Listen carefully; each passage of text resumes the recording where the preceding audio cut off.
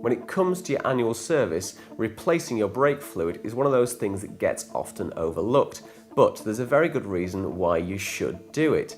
Brake fluid, you see, is hygroscopic, meaning it absorbs water over time, and it's that water that will cause your brake fittings to corrode from the inside out. And it's also going to boil, meaning it turns to gas and your brake levers will go spongy. Now, there's a bit of theory behind choosing the correct brake fluid, so let's have a look at that.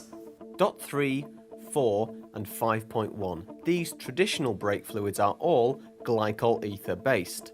They don't compress, well, not really anyway. They are compatible with each other and so, in theory, can be mixed safely. And if you use a high enough dot rating, they are recommended for high performance applications. On the downside, they are hygroscopic, meaning they absorb water over time, which is why you need to use a sealed container and replace the fluid every so often. Absorbed water can boil and turn into gas, giving you a spongy lever, corrode fittings from the inside out. They also strip paint. Finally, because they're made from different stuff to engine oil, you must dispose of them separately.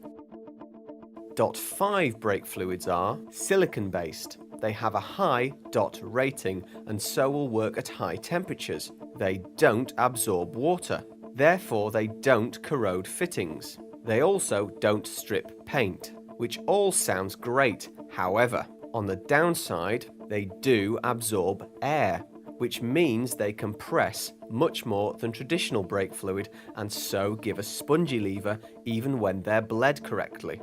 They have higher viscosity, which means they don't react as quickly. All this means that many manufacturers don't recommend them for racing use. Finally, they can't be mixed with traditional fluids at all. Honda specified dot 4 for this Fireblade, so that's what's going in. It would of course have been much simpler to say that in the first place, I know.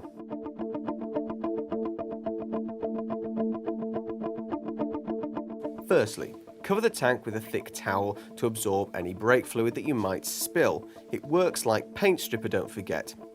I also cover the clocks, yoke and bars with some rags. And now I can take the cap off the front brake master cylinder reservoir.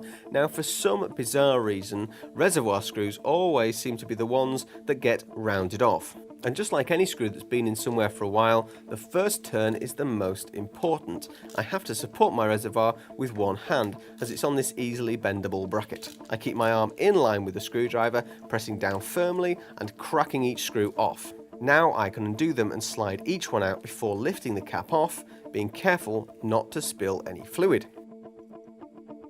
Then I can lift the plastic diaphragm cover and the rubber diaphragm out, again being careful not to spill any fluid. You'll see that the old fluid is quite brown, which shows its age. Before I start bleeding the brakes, I'm going to make sure the master cylinder reservoir is nice and topped up, and I'm using a little bottle like this because it makes it much easier to pour, and I'm opening it away from the bike.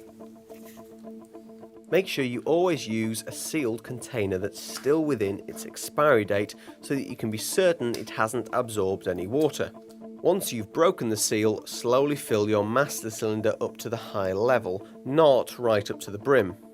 Now, I've got one of these brake bleeding devices. On one end there is a changeable rubber boot that fits over the bleed nipple and forms an airtight seal.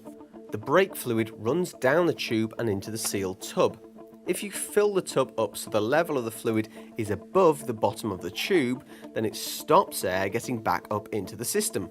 You don't necessarily need a brake bleeding kit like this, although it does make things easier. You could use a tube which fits and seals over the bleed nipple and allows you to get the brake fluid out of harm's way into a container.